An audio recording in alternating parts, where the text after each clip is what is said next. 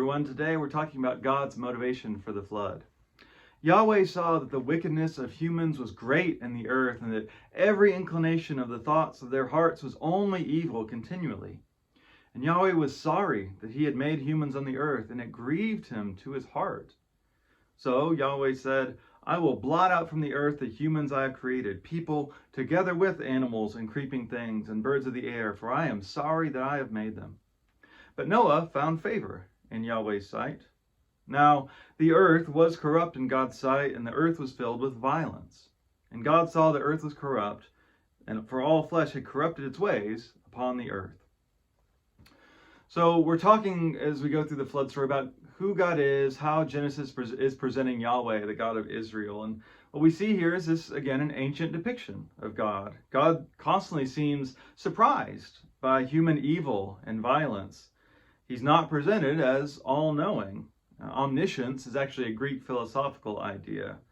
And so we see God keeps trying new things in order to make things right, to fix us.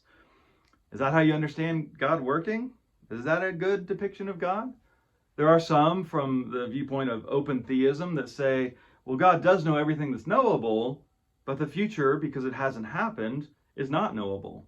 The idea of God being outside of time, also not really in the Bible. If God truly is trying to work with us, the specifics of God's plans are going to change so that God's ultimate will can be achieved. And so maybe this primitive biblical description is more accurate than what later theology says. But we're looking at God's reasoning for the flood here, and it says that God is grieved. It's not that God's angry and just wants to wipe everything out, knock the game board off the table. Think about which was worse, when your parents were angry at you or when they were just disappointed. The second is kind of what we're seeing here. God suffers from his children, just like we do sometimes with ours, as God predicted in Genesis 3. And it's interesting where it says God regrets. It can also mean repent, or God changes his mind. And what's God sad about? It's the evil inclination of the human heart. And specifically, it says later on that is violence, is the specific way we're corrupt and ruining everything.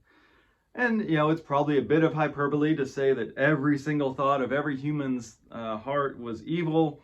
Right? They were human like we are, even if we often do tend to go in the same way. But Genesis doesn't really explain why this is the case. It just kind of is. And so we have this issue, though, of, well, would a worldwide flood actually fix the problem if the problem is the human heart? If it's in Noah, the only person that's left, well, it's still not gone. What we see later in the prophets is that ultimately humanity will need a new heart itself. So is God giving up on creation here? It's both an end and a new beginning through Noah. But it also reminds us that creation is not just about us. We exist for the sake of creation. And God won't ignore if we just use it for our own ends continually. All the evidence says that we are corrupting the earth again. And we shouldn't assume that we'll just somehow be safe from our own consequences. Instead, how can we share God's grief and find the way towards healing and a sustainable future for all creation?